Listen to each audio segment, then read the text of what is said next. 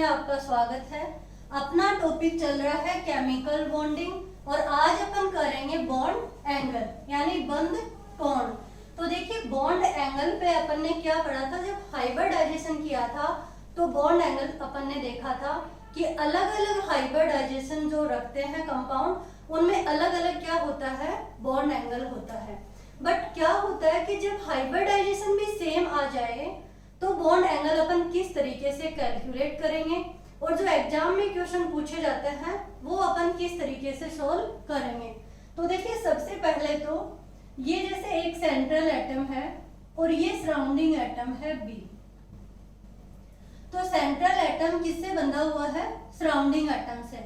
तो इन दो बॉन्ड के बीच का जो एंगल होता है ये होता है बॉन्ड एंगल, ये है बॉन्ड एंगल। बट जब ये बॉन्ड एंगल अपन को ऐसे पूछा ही नहीं जाता है एग्जाम में कि आप बॉन्ड एंगल का डेफिनेशन वगैरह तो कुछ पूछी नहीं जाती है। दो बॉन्ड के बीच के एंगल को बॉन्ड एंगल बोलते हैं। बट एग्जाम में पूछेंगे दो कंपाउंड देके कि कौन सा कंपाउंड्स का बॉन्ड एंगल कम है और किस कंपाउंड का बॉन्ड एंगल ज्यादा है। तो देखिए इसके लिए अपन को एक पिक्टोरियल से गुजरना पड़ेगा और उससे अपने क्वेश्चंस क्या होंगे, सोल्व होंगे। तो देखिए सबसे पहले अपन किसी भी कंपाउंड दिया हुआ होगा तो उसमें चेक करेंगे हाइब्रिडाइजेशन ऑफ सेंट्रल एटम। तो देखिए चेक क्या करना है अपन को,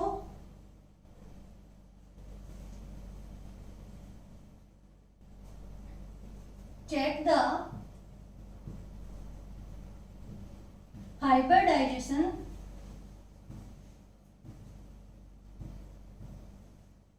ऑफ सेंट्रल एटम।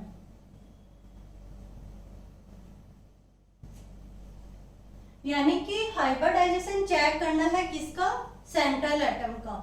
तो जब हाइब्रिडाइजेशन चेक करेंगे तो उसमें क्या होगा, जब परसेंटेज एज करेक्टर इंक्रीज होंगे तो बॉन्ड एंगल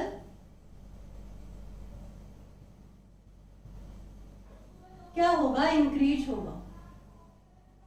जब परसेंटेज एज करेक्टर क्या होंगे, इंक्रीज होंगे तो वहां पे बॉन्ड एंगल भी क्या होगा, इंक्रीज होगा।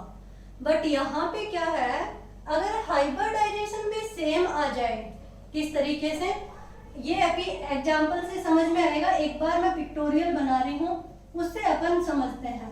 तो देखिए परसेंटेज एज करेक्टर तो जब देखेंगे जब अपना सेंट्रल एटम का हाइब्रिडाइजेशन अलग अलग होगा। अगर हाइब्रिडाइजेशन भी सेम आ जाए तो देखिए if hybridisation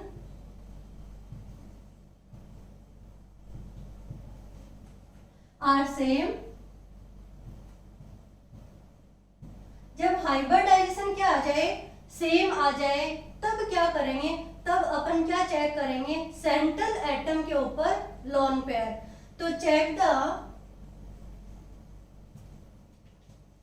the number of lone pair on central atom.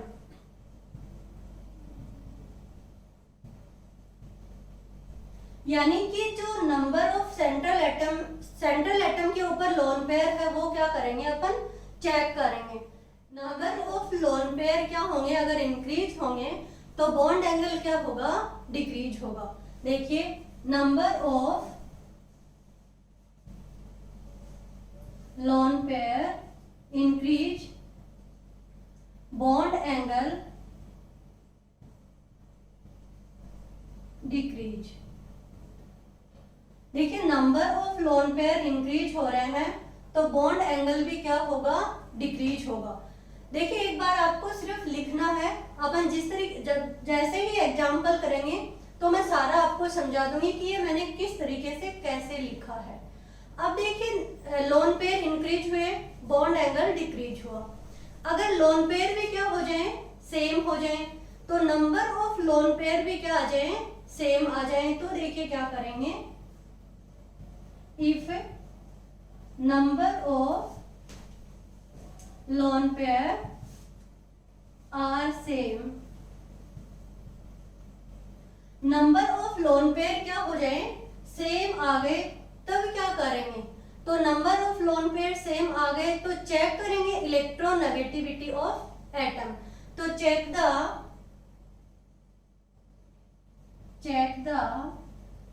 Electronegativity of atom. अब ये इलेक्ट्रोनेगेटिविटी ऑफ एटम या तो सेंट्रल एटम की होगी या फिर सराउंडिंग एटम की होगी। तो देखिए दो तरीके से चेक करेंगे इलेक्ट्रोनेगेटिविटी को, दो तरीके से कैसे चेक करेंगे इलेक्ट्रोनेगेटिविटी, या तो सेंट्रल एटम की या फिर इलेक्ट्रोनेगेटिविटी सराउंडिंग एटम की।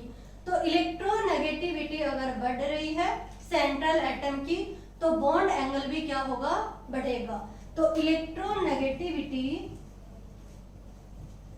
Of central atom increase, electronegativity of central atom क्या हो रहा है, इंक्रीज, तो बॉन्ड एंगल क्या होगा,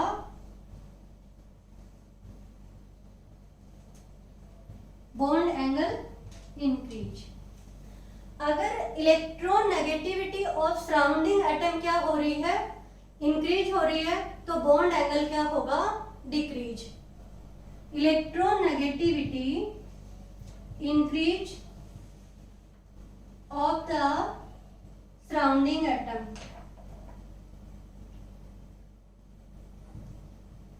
surrounding atom, bond angle, bond angle क्या होगा, देखिए बॉन्ड एंगल डिक्रीज। यानी कि अपन बात करें जब electronegativity of central atom increase हो रहा है तो बॉन्ड एंगल इंक्रीज होगा, और अगर electronegativity of surrounding atom increase है तो बॉन्ड एंगल क्या होगा, डिक्रीज होगा। अब ये एग्जांपल लेते हैं अपन कि किस तरीके से जो मैंने ये पिक्टोरियल बनाया है ये किस तरीके से काम करेगा। तो सबसे पहले अपन इधर देखते हैं example number 1, BeCl2, BeCl2, BCl3 और CCl4, ये एग्जांपल है। अब अपन देखते हैं कि BeCl2, और सबसे पहले तो क्या करना है अपन को, check the hybridisation of central atom.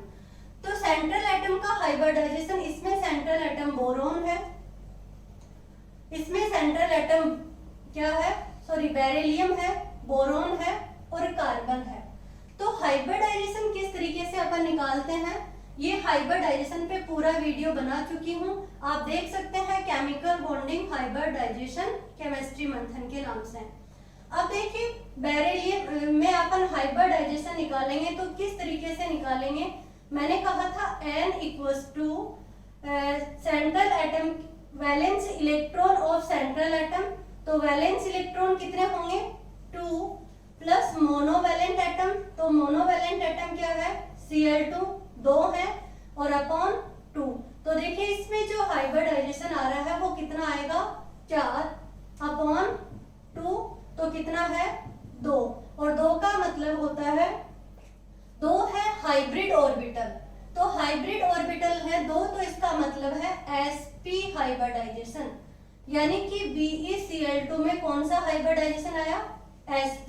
तो अपन लिख देंगे कि BeCl2 में sp हाइब्रिडाइजेशन।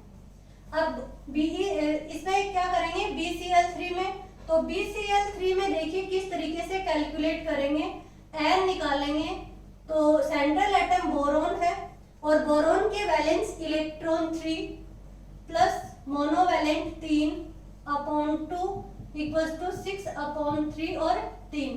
जब N यानी हाइब्रिड ऑर्बिटल 3 आते हैं इसका मतलब हाइब्रिडाइजेशन sp2 होता है, 3 का मतलब sp2। तो देखिए BCl3 में कौन सा हाइब्रिडाइजेशन हो जाएगा, sp2। ऐसे ही यहाँ पे अगर CCl4 में देखते हैं तो N क्या है, N है वैलेंस इलेक्ट्रॉन कार्बन के 4 प्लस मोनोवैलेंट कितने जुड़े हुए हैं, 4 अपॉन 2, 8 अपॉन 2 यानी 4, और 4 का मतलब होता है sp3। तो CCl4 में हाइब्रिडाइजेशन क्या होगा, sp3।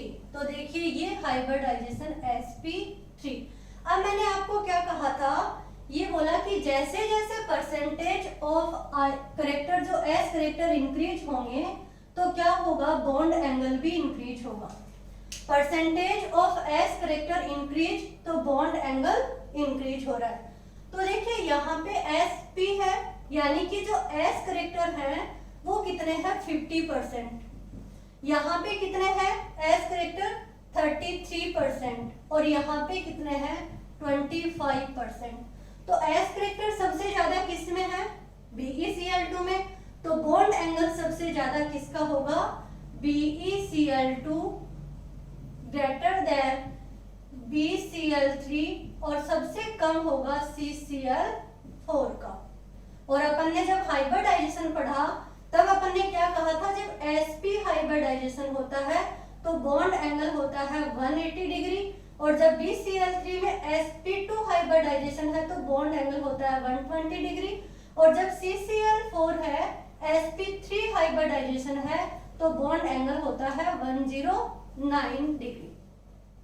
ज्यादा कौन सा है, 180 डिग्री, ये फिर 120 डिग्री और ये 109 डिग्री। तो देखिए पहला ही आपको जो पिक्टोरियल मैंने बनाया ये समझ में आ गया कि जैसे अपन सबसे पहले क्या करेंगे कि आप चेक करोगे हाइब्रिडाइजेशन इन सेंट्रल एटम, और जब हाइब्रिडाइजेशन सेंट्रल एटम में चेक करेंगे तो s करेक्टर देखेंगे, जिसका s करेक्टर जितना ज्यादा होगा बॉन्ड एंगल क्या होगा उसमें उतना ही ज्यादा होगा। तो देखिए ऐसे ही अपन एग्जांपल लें कि नेक्स्ट जैसे कि अगर हाइब्रिडाइजेशन क्या आ जाए, सेम आ जाए, तो हाइब्रिडाइजेशन सेम आ जाए तो क्या करेंगे। तो देखिए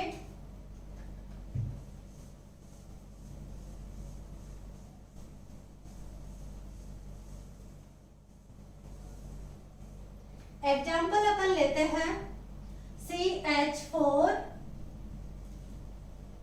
NH3 और H2।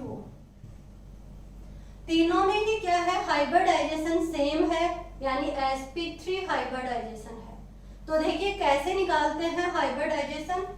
कार्बन का central atom, carbon central atom है और सेंट्रल एटम के वैलेंस इलेक्ट्रॉन कितने हैं, 4, और मोनोवैलेंट 4/2 इक्वल्स टू क्या है, यहाँ पे 8/2, यानी कि कितना आया, 4 का मतलब क्या होता है, sp3। अमोनिया में देखिए नाइट्रोजन के वैलेंस इलेक्ट्रॉन 5 प्लस मोनोवैलेंट 3/2 और 8/2, ये भी क्या आया, sp3 इक्वल्स टू 4 का मतलब sp3। और देखिए यहाँ पे H2O में ऑक्सीजन क्या है, सेंट्रल एटम, और ऑक्सीजन के वैलेंस शेल में इलेक्ट्रॉन 6 और मोनोवैलेंट कितने, 2/2, 8/2, ये भी 4 और 4 का मतलब sp3। तो अपन क्या कह सकते हैं कि तीनों में ही क्या आ गया, हाइब्रिडाइजेशन सेम आ गया, sp3 sp3 sp3। अब देखिए अब क्या करेंगे आगे, हाइब्रिडाइजेशन तीनों में सेम है, H2O sp3 sp3 और इसमें भी sp3। अब क्या चेक करना है, मैंने क्या कहा, इफ हाइब्रिडाइजेशन आर सेम, तब क्या करेंगे, देखिए चेक करना है नंबर ऑफ लोन पेयर।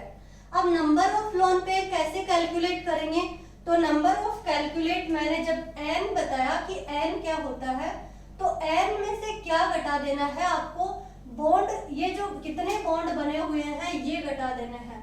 तो नंबर ऑफ बॉन्ड घटा देंगे किससे, n से नंबर ऑफ बॉन्ड, और किस क्या आ जाएगा अपना, लोन पेयर आ जाएंगे।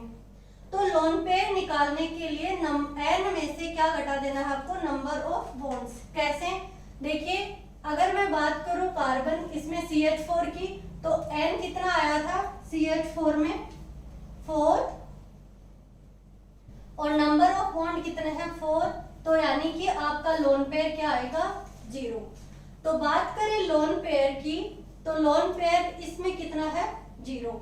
अब मैं बात करूं अमोनिया में, तो अमोनिया में देखिए एन तो कितना था आपका 4, और नंबर ऑफ बॉन्ड कितने हैं 3। अमोनिया में हाइड्रोजन से कितने बॉन्ड बना रखे हैं 3 बॉन्ड बना रखे हैं। तो देखिए यहाँ पे क्या करेंगे 3, और लोन पेयर कितना आया 1, यानी अमोनिया में लोन पेयर कितना है 1। ऐसे ही अपन H2O में देखें तो H2O में क्या है बॉन्ड कितने हैं 2, तो नंबर ऑफ लोन पेयर कितने आए 2। तो देखिए H2O में हाइब्रिडाइजेशन तो sp3 है पर 2 बॉन्ड पेयर और 2 क्या है लोन पेयर। तो देखिए लोन पेयर क्या है 2। तो जब भी हाइब्रिडाइजेशन सेम आ जाएगा तो अपन चेक करेंगे नंबर ऑफ लोन पेयर, और लोन पेयर क्या होगा इंक्रीज हो रहा है तो बॉन्ड एंगल क्या हो रहा है डिक्रीज। ये देखिए लोन पेयर इंक्रीज होगा तो बॉन्ड एंगल क्या हो रहा है decrease.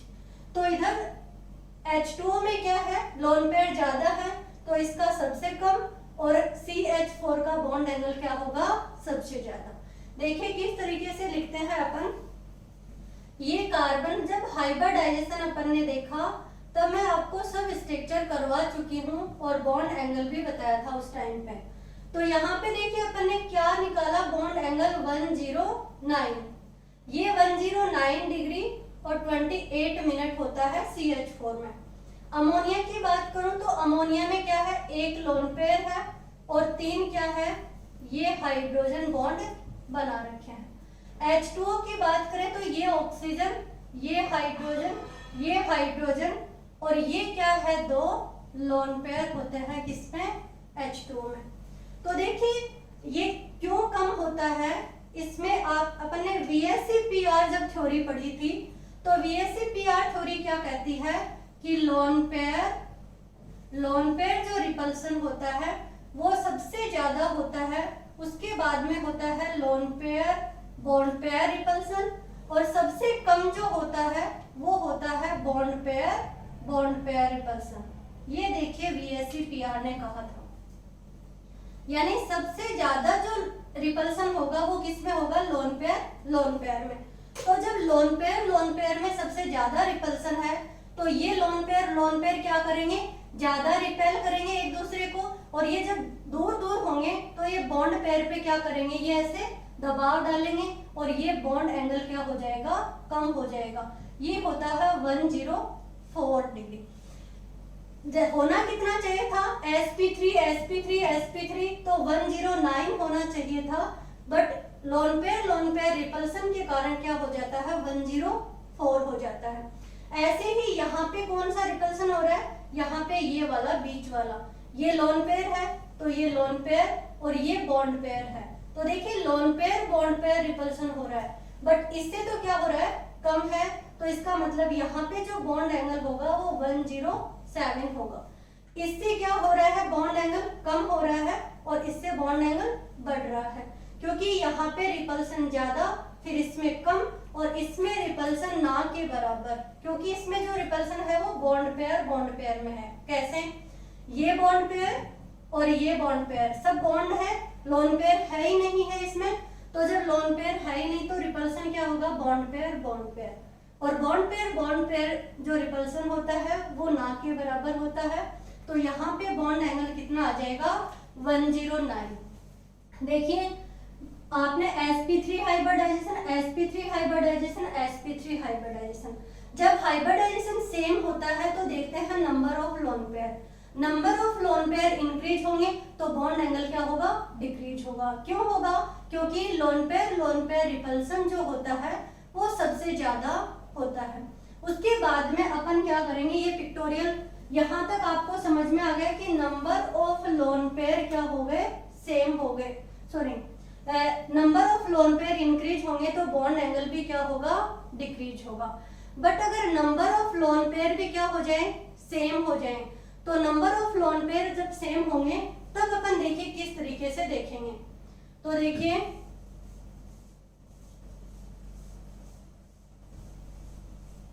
Number of lone pair same है, किस तरीके से देख रहे हैं अपन नंबर ऑफ लोन पेयर, या तो यहाँ पे अपन बात करें कि इलेक्ट्रोनेगेटिविटी सेंट्रल एटम की अगर देखते हैं तो या तो अपन बात करें यहाँ पे NH3 और PH3। ये देखिए सेंट्रल एटम, इसमें नाइट्रोजन है, इसमें फास्फोरस है। तो नाइट्रोजन की इलेक्ट्रोनेगेटिविटी क्या है, इंक्रीज हो रही है, तो बॉन्ड एंगल भी क्या होगा, इंक्रीज होगा। तो दोनों में बॉन्ड एंगल किसका ज्यादा होगा, NH3 का बॉन्ड एंगल ज्यादा होगा। और अगर अपन सराउंडिंग एटम की देखें कि सराउंडिंग एटम की अगर इलेक्ट्रोनेगेटिविटी इंक्रीज हो रही है तो क्या होगा, बॉन्ड एंगल किस तरीके से कम होगा। तो देखिए एक एग्जांपल है COF2 और एक एग्जांपल है COCl2। COF2 में फ्लोरीन की इलेक्ट्रोनेगेटिविटी क्या है, इंक्रीज है, ज्यादा है, तो बॉन्ड एंगल कम किसका होगा, COF2 का। तो देखिए या तो फिर क्या होगा, इलेक्ट्रोनेगेटिविटी का डिफरेंस देखेंगे तो सेंट्रल एटम का क्या होगा इलेक्ट्रोनेगेटिविटी, या तो नाइट्रोजन की और फॉस्फोरस का कंपैरिजन करेंगे तो सेंट्रल एटम की इलेक्ट्रोनेगेटिविटी नाइट्रोजन की ज्यादा है। तो जब नाइट्रोजन की इलेक्ट्रोनेगेटिविटी ज्यादा है तो देखिए किस तरीके से इसको समझ सकते हैं, ये नाइट्रोजन, ये हाइड्रोजन, ये हाइड्रोजन और ये हाइड्रोजन, ये क्या है, लोन पेयर, ये फॉस्फोरस, ये हाइड्रोजन, ये हाइड्रोजन और ये हाइड्रोजन, ये एक क्या है, लोन पेयर। तो देखिए लोन पेयर क्या आ गए, सेम। जब लोन पेयर सेम आ जाते हैं, number of lone pair are same, तो क्या देखते हैं, या तो इलेक्ट्रोनेगेटिविटी देखेंगे सेंट्रल एटम की ये, या फिर इलेक्ट्रोनेगेटिविटी देखेंगे सराउंडिंग एटम की। सराउंडिंग एटम होते हैं ये वाले, या तो F2 या Cl2। तो देखिए यहाँ पे क्या होगा कि ये ऐसा क्यों होता है, जब यहाँ पे नाइट्रोजन का इलेक्ट्रोनेगेटिविटी ज्यादा है तो ये हाइड्रोजन के इलेक्ट्रॉन को अपनी तरफ अट्रैक्ट करेंगे, और अट्रैक्ट करेंगे तो ये इलेक्ट्रॉन डेंसिटी यहाँ पे क्या हो जाएगी, बढ़ जाएगी। इस नाइट्रोजन के पास में क्या होगी, इलेक्ट्रोनेगेटिविटी बढ़ जाएगी, सॉरी इलेक्ट्रॉन डेंसिटी बढ़ जाएगी। और जैसे ही यहाँ पे इलेक्ट्रॉन डेंसिटी बढ़ जाती है तो ये क्या होगा, यहाँ पे रिपल्सन ज्यादा होगा और बॉन्ड एंगल क्या होगा, बढ़ जाएगा। समझ में आ गई। देखिए जब सेंट्रल एटम की इलेक्ट्रोनेगेटिविटी ज्यादा है तो ये अपनी तरफ अट्रैक्ट करेगा इलेक्ट्रॉन्स को, और अपनी तरफ करेगा तो इलेक्ट्रॉन डेंसिटी जो होगी वो कहाँ होगी, सेंट्रल एटम के पास में। बट फॉस्फोरस की इलेक्ट्रोनेगेटिविटी कम होने के कारण ये इसके इलेक्ट्रॉन को अपनी तरफ अट्रैक्ट नहीं कर पाता है जितना ये करता है, और बॉन्ड एंगल कम रहता है किसका, PH3 का। ऐसे ही अगर अपन बात करें COF2 की, तो देखिए ये CO, ये F और ये F, ये CO, ये Cl और ये Cl। यहाँ पे क्या होगा कि जब देखिए यहाँ पे फ्लोरीन क्या करता है, इलेक्ट्रोनेगेटिविटी ज्यादा होने के कारण ये इलेक्ट्रॉन अपनी तरफ अट्रैक्ट करेगा और इलेक्ट्रॉन जो डेंसिटी है वो यहाँ पे आ जाएगी। तो यहाँ पे आएगी तो रिपल्सन क्या हो जाएगा, सेंट्रल एटम पे कम हो जाएगा, और यहाँ पे क्या होगा, इलेक्ट्रोनेगेटिविटी क्लोरीन की कम होने की वजह से, किससे, फ्लोरीन से कम होने की वजह से ये इतना अट्रैक्ट नहीं कर पाता है, और इलेक्ट्रॉन जो डेंसिटी होती है वो यही ऑलमोस्ट यहाँ पे ही होती है। तो क्या होता है, ये ज्यादा क्या होगा, यहाँ पे रिपल्सन होगा, और यहाँ पे कम रिपल्सन होगा, कहाँ पे, सेंट्रल एटम के आसपास। तो क्या होगा, बॉन्ड एंगल किसका ज्यादा और किसका कम होगा, बॉन्ड एंगल CF2 का कम और CCl2 का क्या हो जाएगा, ज्यादा हो जाएगा। इसी तरीके से अपन और एग्जाम्पल करेंगे अभी, वो देखें किस तरीके से एग्जाम्पल हैं। अगर मैं बात करूं NO2 पॉजिटिव की, NO2 प्लस और NO2 माइनस। अब देखिए सबसे पहले अपन को क्या चेक करना है, वही इसी पिक्टोरियल से गुजरना पड़ेगा। सबसे पहले हाइब्रिडाइजेशन चेक करो, तो अगर हाइब्रिडाइजेशन से ही आंसर निकल आए तो अपन आगे चेक ही नहीं करेंगे। अगर हाइब्रिडाइजेशन दोनों में क्या आ जाए, सेम आ जाए, तब अपन क्या करेंगे, आगे और एग्जांपल और नीचे पिक्टोरियल से देखेंगे। तो देखिए NO2 प्लस और NO2 माइनस में हाइब्रिडाइजेशन की बात करूं तो नाइट्रोजन के वैलेंस शेल में 5 प्लस मोनोवैलेंट कोई एटम है नहीं और प्लस चार्ज है, तो प्लस का क्या करते हैं माइनस, तो -1 इक्वल्स टू क्या आ जाएगा यहाँ पे 4/2, यानी हाइब्रिडाइजेशन जो आया वो क्या आया sp। तो देखिए यहाँ पे हाइब्रिडाइजेशन है sp, तो कैसे लिखा जाएगा, ये नाइट्रोजन, ये ऑक्सीजन और ये प्लस चार्ज, और बॉन्ड एंगल कितना हो जाएगा sp का 180 डिग्री। और यहाँ पे देखिए क्या होगा हाइब्रिडाइजेशन sp3, क्यों 5 और 1 करेंगे प्लस 5 प्लस 1/2 6/2 sp2। जब हाइब्रिडाइजेशन sp2 है तो क्या होता है, स्ट्रक्चर अपन बनाते हैं ट्राइगोनल प्लेनर, और ये नाइट्रोजन, ये डबल बॉन्ड O, ये ऑक्सीजन माइनस और ये क्या है लोन पेयर। आपको जब बॉन्ड एंगल पूछा जाएगा तो ये सेफ स्ट्रक्चर के बारे में नहीं पूछा जाएगा, आपसे क्या करना है ये तो मैं आपको बता रही हूँ, आपको सिर्फ कंपैरिजन करवाएगा कि किसका बॉन्ड एंगल ज्यादा होता है और किसका बॉन्ड एंगल कम होता है। तो अभी यहाँ पे साफ साफ पता चल रहा है percentage of S character increase तो बॉन्ड एंगल इंक्रीज। तो यहाँ पे sp है, ये sp2 है, तो बॉन्ड एंगल किसका ज्यादा होगा, NO2 प्लस का ज्यादा होगा। अब देखिए अगर हाइब्रिडाइजेशन भी सेम आ जाए तो फिर अपन क्या करेंगे, तो देखिए नेक्स्ट और एग्जांपल अपन लेते हैं, एक है SO3 और एक है SO2। तो SO3 और SO2 की अगर बात करें तो हाइब्रिडाइजेशन क्या होगा दोनों में सेम, क्योंकि देखिए 6 मोनोवैलेंट एटम है नहीं कोई, तो यहाँ पे भी क्या होगा sp2 हाइब्रिडाइजेशन और यहाँ पे भी क्या होगा sp2 हाइब्रिडाइजेशन। तो दोनों में जब हाइब्रिडाइजेशन सेम आ गया तो क्या देखेंगे लोन पेयर, और लोन पेयर कैसे निकालते हैं n माइनस बॉन्ड पेयर, तो n कितना है यहाँ पे 3 और 3 माइनस क्या है 3 तो 0, यहाँ पे लोन पेयर क्या है 0, तो जब इसमें लोन पेयर क्या होंगे 0 और यहाँ पे लोन पेयर क्या होगा 1, क्योंकि 3 माइनस 2 इक्वल्स टू 1। तो देखिए लोन पेयर कितना आ रहा है 1, जब लोन पेयर 1 आएगा तो रिपल्सन क्या होगा इसमें ज्यादा होगा, लोन पेयर। तो मैंने क्या कहा था कि जब number of lone pair increase तो बॉन्ड एंगल क्या होता है डिक्रीज। तो बॉन्ड एंगल ज्यादा किसका होगा इसमें, बॉन्ड एंगल होगा SO3 का ज्यादा। समझ में आ रहा है। जब अपन ने हाइब्रिडाइजेशन से चेक किया तो percentage of S character increase तो क्या होगा बॉन्ड एंगल भी इंक्रीज। बट अगर हाइब्रिडाइजेशन सेम आ गया तो नंबर ऑफ लोन पेयर और number of lone pair increase तो बॉन्ड एंगल क्या होगा डिक्रीज। इसी तरीके से और बहुत सारे एग्जांपल्स हैं वो अपन कर सकते हैं, बट अभी जो एक्सेप्शन है एक दो वो देख लेते हैं कि नंबर ऑफ लोन पेयर भी क्या है उनमें सेम है, हाइब्रिडाइजेशन भी क्या है सेम है, बट क्या है कि अपवाद है कि किस तरीके से उनमें अपन देखेंगे हाइब्रिडाइजेशन। तो वो देखिए एक बार,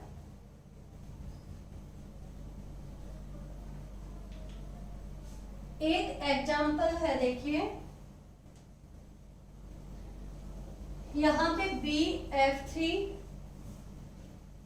देखिए कुछ एग्जाम्पल ऐसे होते हैं जो अपन को क्या करने पड़ते हैं याद रखने पड़ते हैं किस तरीके से। देखिए BF3 BCl3 और BBr3 और BI3। देखिए ये किस तरीके से अपन देखेंगे कि B आपको दिख रहा है BF3 BCl3 BR3 BI3। तो सबसे पहले तो आप ये देख के बताइए कि जो BF3 है वो अपन को दिख रहा है ट्राइगोनल प्लेनर।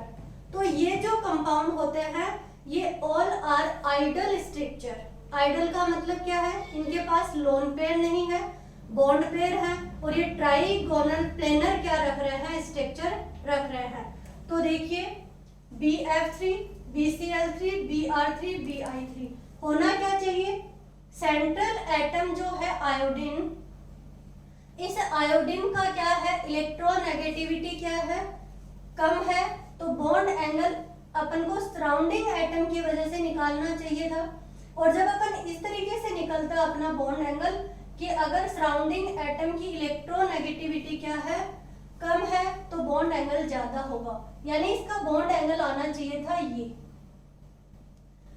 यही आना चाहिए था कि BF3 में फ्लोरीन की इलेक्ट्रोनेगेटिविटी ज्यादा तो बॉन्ड एंगल कम, और आयोडीन की इलेक्ट्रोनेगेटिविटी कम तो बॉन्ड एंगल ज्यादा।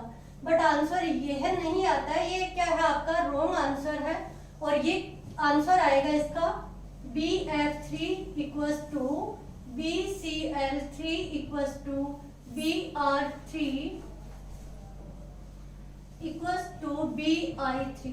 याद रख लेना और वेरी वेरी इंपॉर्टेंट लगा लेना इसको, एग्जाम में पूछा जाता है। सभी के सभी क्या है, आइडल स्ट्रक्चर है, इस वजह से क्या होगा, सबका बॉन्ड एंगल क्या होगा, बराबर होगा। इसी तरीके से देखिए नेक्स्ट कोई एग्जांपल अपन लेते हैं, जैसे CH4 है, CH4 XeO4 8 sp3 होगा, और क्या होगा देखिए SiCl4। इस तरीके से अपन अगर एग्जांपल की बात करें एक CCl4 ले सकते हैं, CCl4, तो ये देखिए क्या होगा, सब में हाइब्रिडाइजेशन क्या है, sp3 और sp3, और जो ज्योमेट्री होगी सब में क्या होगी, टेट्राहाइडल, ये भी टेट्राहाइडल और ये भी टेट्राहाइडल। तो ये जो स्ट्रक्चर है यानी कि इनकी जो ज्योमेट्री है वो क्या है, आइडल है। तो अभी ये जो कंपाउंड होगा ये आइडल कंपाउंड होगा, और बॉन्ड एंगल की अगर अपन बात करें तो CH4 का बॉन्ड एंगल XeO4 के बराबर होगा, और SiCl4 का भी बराबर होगा CCl4 के। तो देखिए ये बॉन्ड एंगल क्या होगा, बराबर होगा, यानी कि जो आइडल शेप होंगी उनमें क्या होगा, बॉन्ड एंगल सबका सेम होगा। अब देखिए और एग्जांपल की बात करें अपन,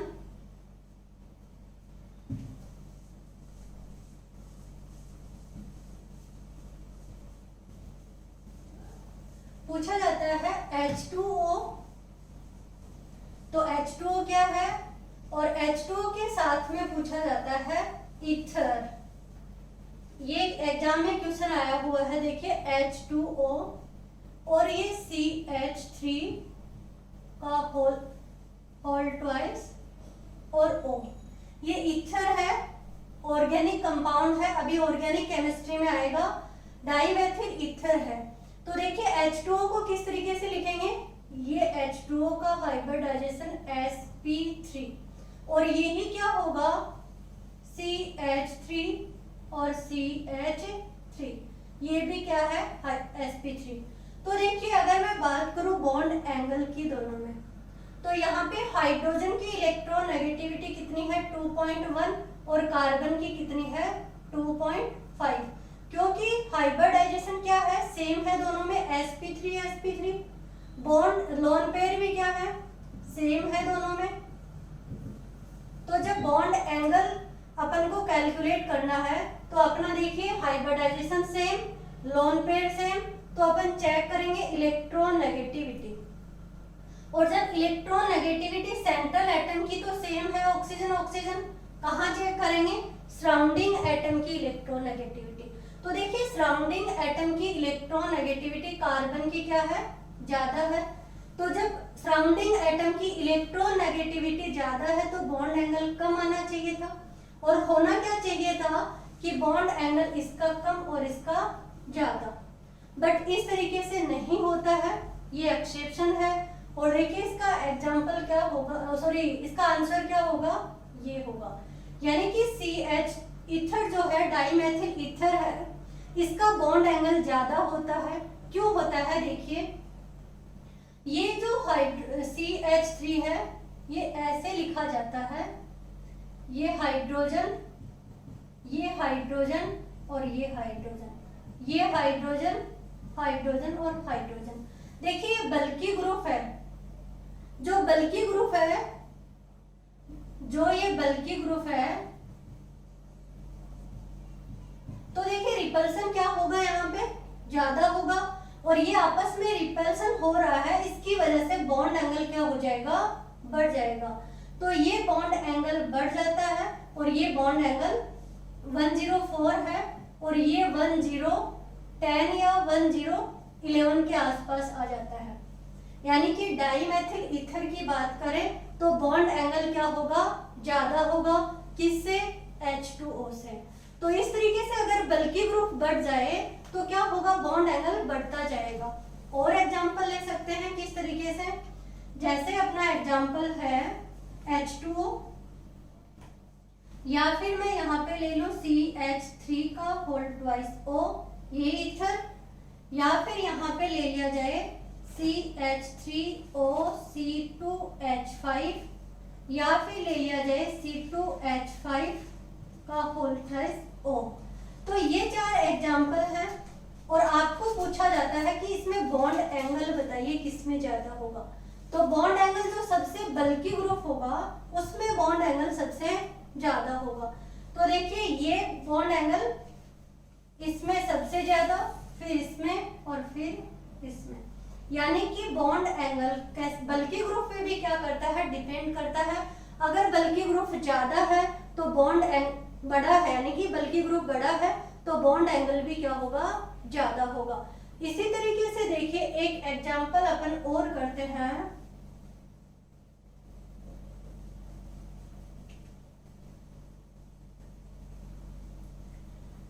एग्जाम्पल है NH4 प्लस NH3 और NH2 माइनस।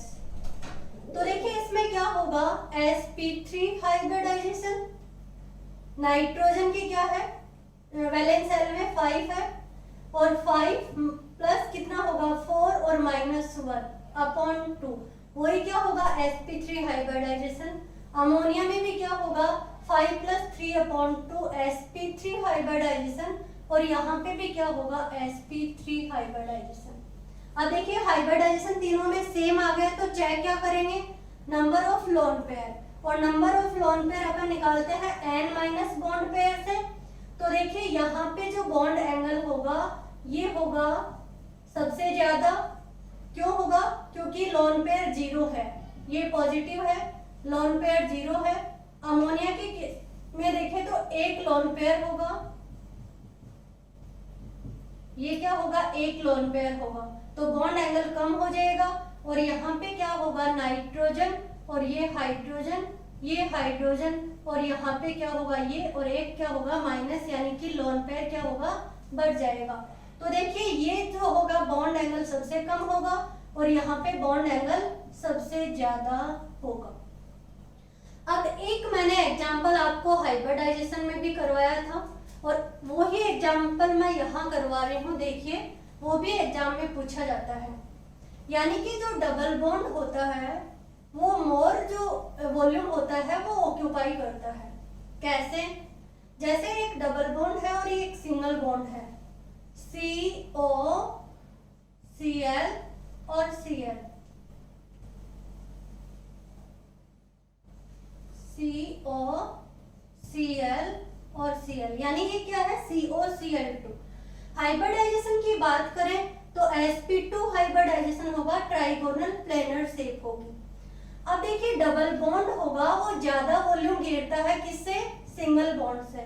कैसे पता चलेगा, ये सारा रिजल्टेंट है, प्रैक्टिकली वैल्यू है, अपन तो सिर्फ इसको देखना है, याद रखना है कि डबल बॉन्ड होता है वो ज्यादा वॉल्यूम ऑक्यूपाई करता है किससे, सिंगल बॉन्ड से। तो देखिए ये जो होगा ये θ1 और ये क्या है θ2 और ये क्या होगा θ3। अब देखिए जब डबल बॉन्ड है और ये सिंगल बॉन्ड है तो अगर मैं बात करूं रिपल्सन की तो यहाँ पे क्या होगा, सिंगल बॉन्ड के बीच में लेस रिपल्सन होगा,